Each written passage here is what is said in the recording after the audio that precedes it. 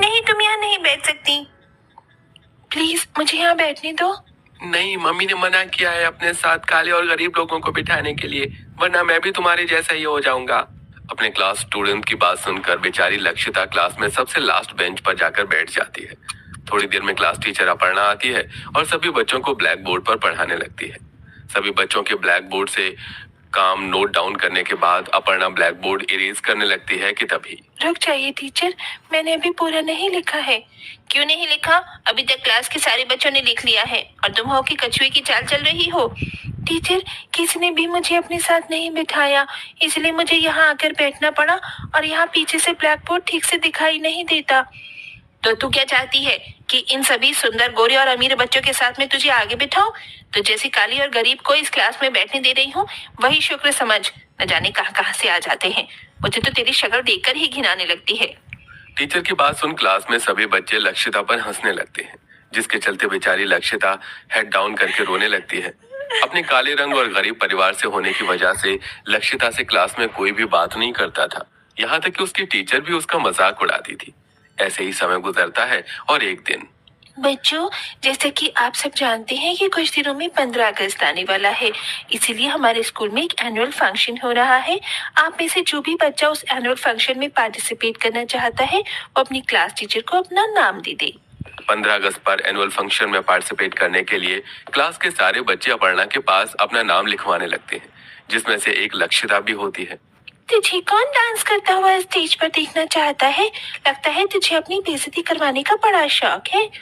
अगर सभी मुझे देखकर हंसेंगे तो कोई बात नहीं, मैं 15 अगस्त पर इस एनुअल फंक्शन में पार्टिसिपेट तो जरूर करूंगी। अपर्णा सभी बच्चों के नाम लिखकर क्लासरूम में चली जाती है। अपर्णा के जाते ही एक समीरा नाम की लड़की लक्षिता के पास आती है।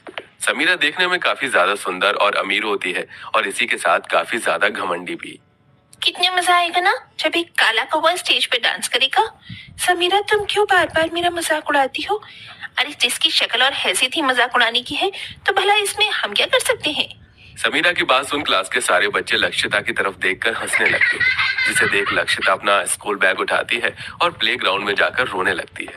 मेरा मजाक उड़ाना है तो उड़ा लो ना, लो, लेकिन देखना मेरा परफॉर्मेंस इन सबसे अच्छा होगा। सब मेरे लिए जोर जोर से तालियां बजाएंगे। लक्षिता एनुअल फंक्शन के लिए अपना नाम तो सभी बच्चों के साथ लिखवा लेती है, लेकिन सिर्फ लक्षिता के रंग और उसकी गरीबी की वजह से उसे परफॉर्मेंस में सबसे पीछे खड़ा कर दिया जाता है।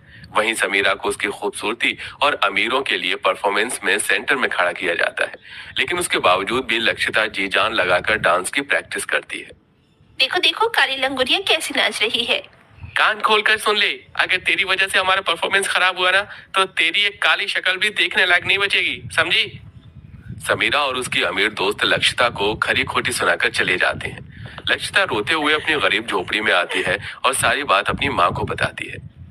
मुझे बहुत डर लग रहा है माँ। नहीं लक्षिता बेटा, हम भले ही गरीब हैं लेकिन कमजोर नहीं।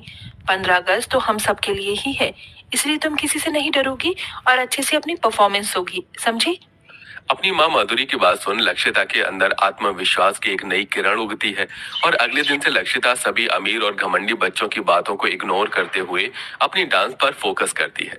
वहीं 15 अगस्त को सिर्फ कुछ दिन रह जाते हैं, जिसके चलते स्कूल के सभी बच्चे 15 अगस्त के लिए अपनी क्लासरूम को डेकोरेट कर रहे होते हैं। क्या मैं भी तुम लोगों की मदद कर सकती हूँ? मुझे डेकोरेशन करना बहुत पसंद है। तुम हमारी मदद नहीं कर सकती। हम नहीं चाहते कि तुम यहाँ भी किसी भी सामान को हाथ लगाओ, लेकिन एक काम तो हम तुम्हें दे ही सकते हैं। हमारा ग्राउंड काफी गंदा हो गया है, तो जाकर पूरे ग्राउंड की अच्छे से सफाई कर दो और उसके बाद क्लास की भी अच्छे से सफाई कर देना। वैसे भी ये सारे काम सिर्फ तुम जैसी काली और गरीब लोगों के लिए ही बने हैं। अपने टीचर की बात सुन लक्षिता को दुख तो होता है, लेकिन 15 अगस्त के लिए लक्षिता स्कूल के पूरे ग्राउंड की साफ सफाई करती है, साथ ही क्लास की भी अच्छे से सफाई कर देती है, जिसे देख क्लास के अमीर बच्चे लक्षिता का मजाक उड़ाने से नहीं चूकते।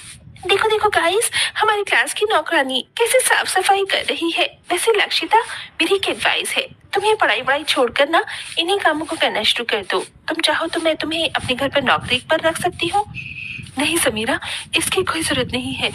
ये सब तो पर बस अपने देश के आजाद होने की खुशी में कर रही हूँ मैं, ताकि जब हमारे एनुअल फंक्शन में बाहर से लोग आए तो उन्हें भी हम पर गर्व हो। कम से कम मैं साफ सफाई करके गंदगी कम तो कर रही हूँ ना कि तुम्हारी तरह गंदगी फैलाती हूँ।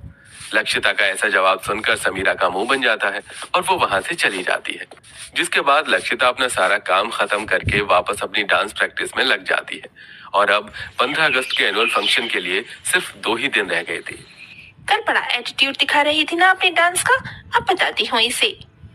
लक्षिता डांस रूम में अकेले डांस की प्रैक्टिस कर रही होती है। वहीं समीरा डांस रूम के गेट के बाहर खड़ी होकर चुपके से कुछ कंचे डांस रूम में फेंक देती है, जिस पर जैसे ही लक्षिता का पैर पड़ता है तो उसका पैर फिसल जाता है और वो एकदम नीचे गिर जाती है। मेरा हाथ। अरे लक्षिता, तुम तो गिर गई। तुम तो डांस की प्रैक्टिस करते हुए ही गिर गई, तो स्टेज पर परफॉर्मेंस क्या ही करोगी। अभी भी टाइम है इस परफॉर्मेंस से अपना नाम कटवा लो, वरना अभी तो सिर्फ मैं हंस रही हूँ, उस वक्त तो पूरा स्कूल तुम पर हंसेगा। ये कहते हुए समीरा जोर जोर से हंसने लगती है और वहां से चली जाती है। लेकिन लक्षिता अब हार मानने वालों में से नहीं थी। अपनी माँ की बातों को याद करते हुए लक्षिता सबकी बातों को अनसुना करती है और अपनी डांस प्रैक्टिस पर ध्यान देती है। ऐसे ही 2 दिन गुजर जाते हैं और आज 15 अगस्त का एनुअल फंक्शन होता है। सभी बच्चे एक बार फाइनल प्रैक्टिस कर रहे होते हैं कि तभी अचानक प्रैक्टिस करते हुए समीरा का पैर ट्विस्ट होता है, जिससे उसके पैर में मोच आ जाती है। मेरा पैर। समीरा, तुम तो ठीक तो हो ना? चलो मैं तुम्हें डॉक्टर के पास ले चलती हूँ। टीचर, लगता है मेरे पैर में बहुत गहरी मोच आई है, मैं बिल्कुल भी डांस नहीं कर सकती। समीरा, ये तुम क्या कह रही हो? थोड़ी देर में हमारी परफॉर्मेंस होने वाली है। हमारी परफॉर्मेंस को देखने के लिए स्पेशल चीफ मिनिस्टर जी आए हैं, और अगर सेंटर में तुम ही नहीं रहोगी तो हमारा परफॉर्मेंस कंप्लीट कैसे होगा? लक्षिता के पैर में मोच आने की वजह से अपर्णा काफी ज्यादा परेशान होती है कि तभी लक्षिता, मैम, अगर आप कहें तो मैं ये परफॉर्मेंस कर सकती हूँ। मुझे अपर्णा की सारी मूव अच्छे से याद है। मैं यहाँ टेंशन में हूँ और तू है कि और दिमाग खराब करने में लगी हुई है। मैं पागल हूँ क्या? तो जैसी को मैं सेंटर में खड़ा करके अपना पूरा परफॉर्मेंस बेकार करूंगी? अपर्णा चाहकर भी अपना परफॉर्मेंस कैंसिल नहीं करवा पाती। थोड़ी देर में स्टेज पर सारे बच्चे परफॉर्म करने के लिए आ जाते हैं। वहीं सामने स्कूल प्रिंसिपल और चीफ मिनिस्टर भी बैठे होते हैं। सभी बच्चे डांस कर ही रहे होते हैं कि तभी अचानक हाथों में तिरंगा लिए लक्षिता बैक फ्लिप मारते हुए स्टेज पर आती है। ये लक्षिता, ये सब क्या कर रही है? अपनी एंट्री के बाद लक्षिता सभी बच्चों के साथ मिलकर काफी अच्छा परफॉर्मेंस देती है। जैसे परफॉर्मेंस खत्म होता है तो चीफ मिनिस्टर खड़े होकर उन सभी के लिए ताली बजाते हैं।